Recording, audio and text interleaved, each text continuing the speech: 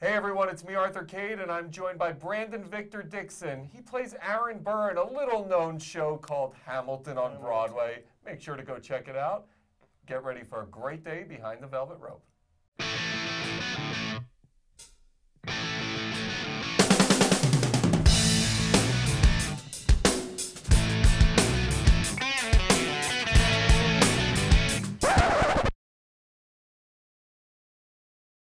Hey everyone, it's me, Arthur Kade. All right, Victor Dixon, so you're part of the biggest show on the planet. So I'm told. Yeah, no, so the world knows. So congratulations, man. Thank you you. took over from my bud, Leslie Odom Jr. Yes, You get sir. to play Aaron Burr. Yes, sir. First place to start. How insane is your life right now? My life is pretty insane right now, but just because, like, you know, I left a show, I left Shuffle Along, and then I went right into this show, and so it's just been the intensity of the show, and you get you feel like you know what the world of Hamilton is like from the outside, just because it's so big, but once you get inside, it's just so much more, and you know, there's always something going on at the theater, and we're getting a lot of new cast members in right now, so it's hectic. I was reading that you turned down this role 3 different times. I did. How does that happen? Like, does it happen when before Hamilton is the phenomenon, or is it happening during the phenomenon and you're like, God, I can't believe I'm turning Hamilton down right now? Well, I mean, it happens. It was happening during the phenomenon, but for me, it's all about like, what do you want to do, and what are you trying to do going forward? And for me, I like to create roles. I like to do things, and I was like, you know, that's Leslie's. He created it. It's done. You're Like, a better man than I am. I would have been like, I'm in there. I was like, let me go find the next thing for me to create, for me to do. But just circumstances aligned that it actually began to really make sense. And as I really began, I mean, I was a big fan of the show, and Lynn and Tommy and all those guys, like, they're friends of mine. So when I really began to dig into it, I started to get excited. And I was like, you know what, I can take some time and I can do this for a little while. This will be good. One of the things I realized about the theater world, everybody knows everybody. It's a super tight-knit world. A lot of you guys come up together. Absolutely. You know, pay your dues together. Not just the actors. You look at the producers producing each other's shows. There's a lot of cross-pollination in Broadway. It's a very small community. How hard is it to make it? I mean, obviously, the answer is it's hard. But how truly hard is it to make it as a successful theater performer? It really all depends on how you define success. That's a great point. As with anything, you know. How hard is it to get to where you're part of a show like Hamilton or Shuffle Along or things of that nature to break through? I mean, I think it's difficult. You know, you break through it in lots of different ways. Obviously, there are people who are on Hamilton or Shuffle who this is their Broadway debut, you know, so you're exceptionally talented, you've been working hard, and you were in the right place at the right time. And then there are other people who get a call, you know. I got a phone call for Hamilton, but I had to go in and I had to go see George C. Wolfe for Shuffle Along, you know. But obviously they called, you know, so it's like, it kind of makes a difference who you are and where you're at. But I mean, I think consistency is what defines success in theater. Consistency, you know, being able to do not just a play, but a musical, and also being able to dance and be able to sing. And you begin to build a resume. I mean, we did this thing, Broadway Kids Equity Fights AIDS, and they have, you know, the signing table, and you go sign for an hour, and different fans come up. And this year, we did it about 2 weeks ago, and to have a variety of different people come up to me and tell me they love me in different things, and some things that I forgot that I did that, you know, that for me told me, I was like, wow, this is like, you don't really clock how you've developed in an industry until other people kind of start to reflect that on you. And it's like, oh wow, I've done a lot of different things, off Broadway, on Broadway, musical play. And it's like, oh wow, I mean, I have a rich career. You know, whether you think it's successful or not, it's rich. When you look at it, when do you know, what point in your life do you know this is what I want to do for a living? I'm always curious about the process of becoming something. And when did it click for you, hey, I want to do theater, I want to do Broadway? Kid, when I was... Really? I mean, my mom told me, I told her when I was 3 years old. I've always been very clear about what I wanted to do, and therefore I was able to make a plan to pursue it. I mean, I think that's a large part of it, of success. Just having a clear knowledge of vision, a focus of self, you know. And I would always I empathize with all my friends who not yet found what they really want to do with themselves. Because it's a hard feeling. Yeah, and you don't feel like you can move forward. You don't feel like you can do anything if you don't know what you want to do. But I've known since I was a very young kid. And so, you know, once I did my first Broadway show, The Lion King, then suddenly your world expands, and it's like, okay, well, what do I want to do next? So maybe I want to do a TV show. Maybe I want to write a TV show, or maybe I want to, I don't know, maybe I want to advocate for something else. Maybe I want to produce a Broadway show. I started producing shows now. multiple Tony nominee now, so it's easy to say, all right, having success in this field, but were there moments for you where you doubted, where, hey, things seem bleak, Victor Dixon is not going to be the star of Hamilton, he may be waitering at Carmine's down the street? I mean, well, look, I put in my bartending time. I did my year of bartending. I definitely did it. There was never a time when I thought, no, I'm not going to work again, or this is not for me. There was never that. But there were certainly times of, you know, what is this next job? Like, when am I going to get it? Or when am I going to get to the place where I'm not on unemployment in between every show? You know, there were certainly those times. And, I mean, as with everything, you have to keep going. You look at Lin-Manuel, and you and I were just talking about, I mean, the word genius gets overused all the time. Dude's a genius. I mean, from being able to freestyle rap to creating these worlds of Hamilton and the Heights. I think he's gifted is the word I use for him. Gifted? That's even. He's gifted. What makes somebody like him gifted? When you look at someone like Lin, what separates someone like him where he can create these worlds other than a lot of other people that you may have encountered throughout your career? What is special about Lin? I think a lot of it becomes discipline, drive, and focus. I mean, I think everybody is talented in one way, shape, or form. Everybody has a talent, and I think there are a lot of people with a great deal of potential, but not everybody gets to cultivate that potential. Whether it's because of the access and resources that you have around you. Maybe you didn't grow up in the United States, where you grew up in, you know, maybe you're a young kid in Syria right now, and you're Lin, but you don't have. There's not an infrastructure in Syria. There's no infrastructure there to allow you to pursue those resources. You know, I mean, I think, but it becomes in having a clarity of self, and then being able to apply yourself and to seek out the resources. And like, you know, there are people who are able to do that, and there are people who have support around them who find the opportunities. I had a lot of people. I mean, my parents worked very hard to make sure that I could go to great schools, and then I had teachers and people at those schools who, these were academic and athletic institutions, but they saw that I had an aptitude for art, so they brought me scholarships and they pointed me in the right direction. You know, you need help. We all need help. There's a documentary out right now on Netflix. You and I were just talking about it. It's called 13th. Yes. Talk about one of the great filmmakers right now, Ava DuVernay. Absolutely. Brilliant. Talks about the problem we have right now with mass incarceration in America, and also how it's essentially mainly minorities that are being mass incarcerated. And you mentioned having trouble being brought up. I know this is a cause, and you play a politician. I mean, you play Aaron Burr. Yeah. So I wanted to, you know, when you look at what's going on right now, what are your thoughts? How do we solve what is happening in America right now? Like, we need to fix this. I mean, we solve it through dialogue and honesty.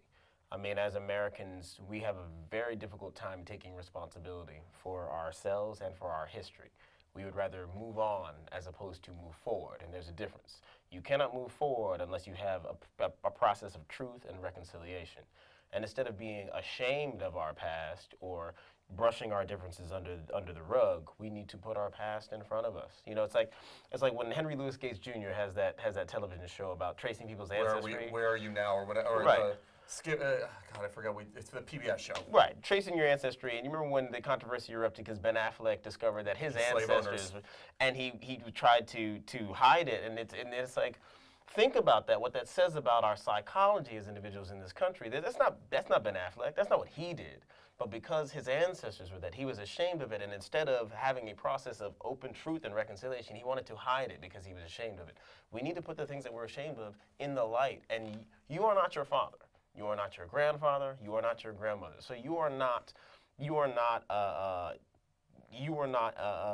don't bear the stain of our forefathers' sins. But if we do not speak truthfully amongst each other about the things that have happened and the nature of our country today, then we become complicit.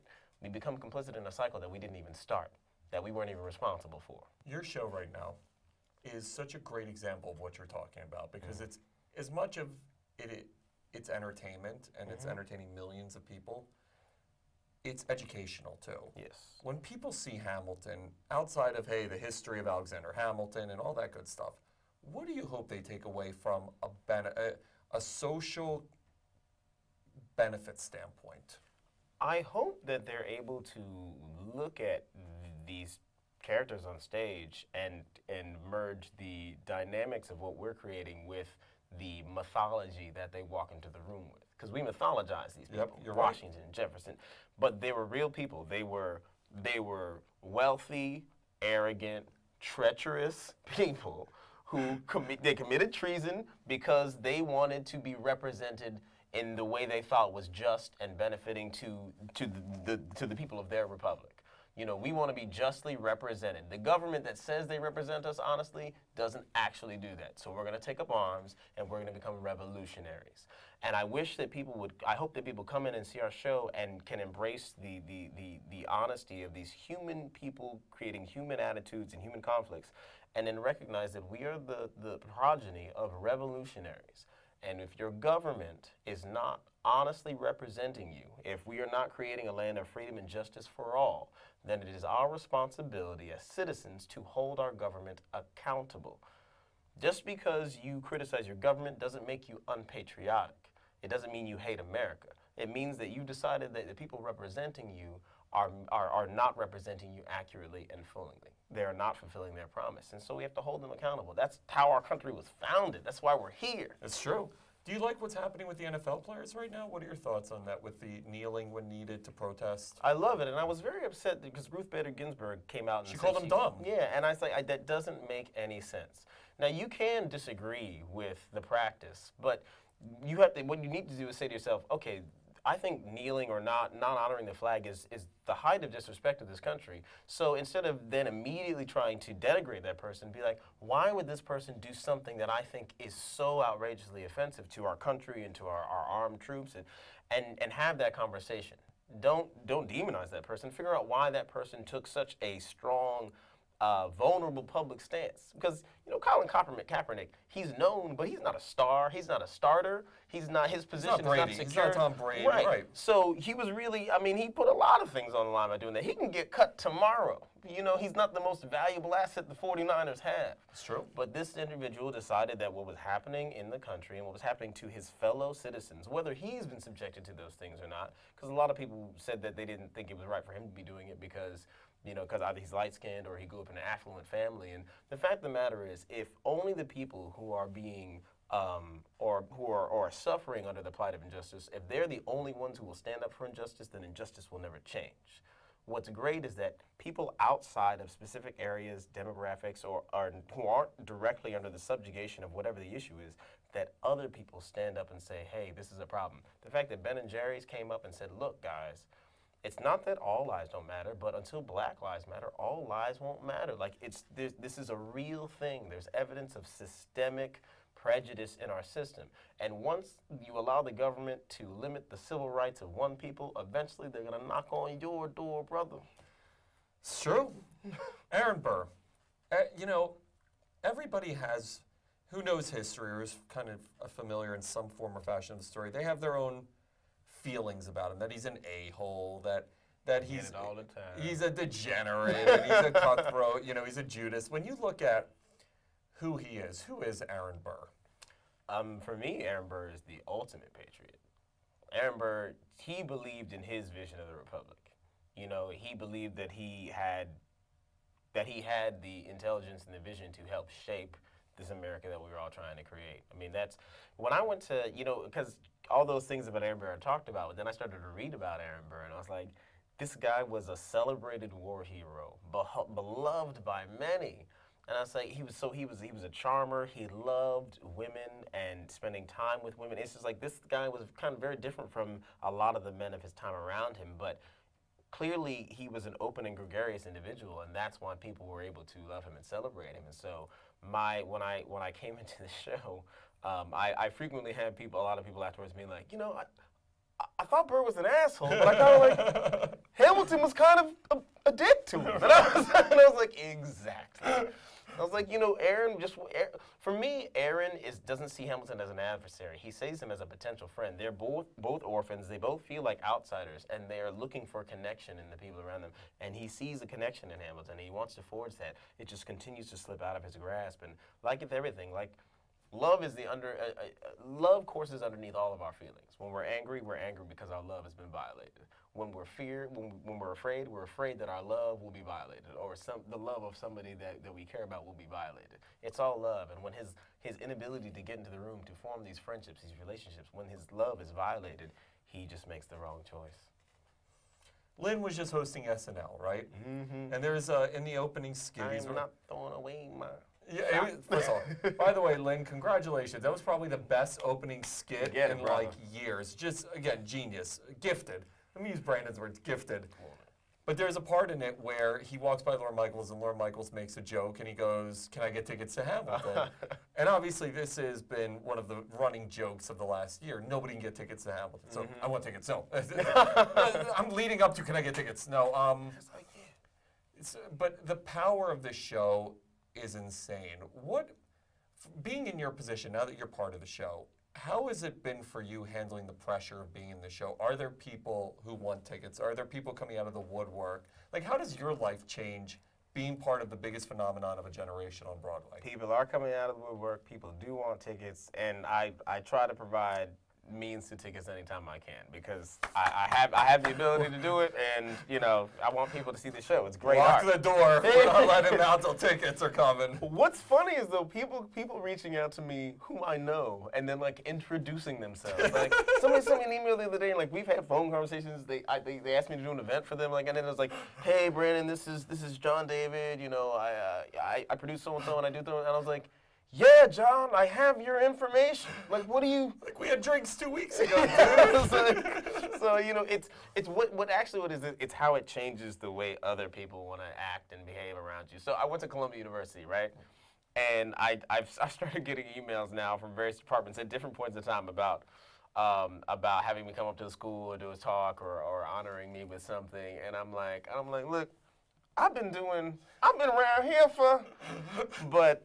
You know, and I kind of judged it initially, but I was having a conversation with George C. Wolfe the other day, and he said, you know, it's not just about Hamilton, but because Hamilton has caught the zeitgeist and has managed to reach the mainstream, a lot of people who aren't usually connected necessarily to art or to theater, it's managed to branch out into all these areas in a way that people can begin to actually equate what you do with something that makes sense in their world from a value perspective. There's never been anything like it in terms of that. I mean, there have been successful Broadway shows like The Lion King. There have. I mean, it's this generation's, say, Les Miserables or Lion King, but the nature of social media is what, and technology today is what has kind of helped make it individualize it, I think, on a grander scale than the rest of those shows were able to. What do you think it is about Hamilton that is created that?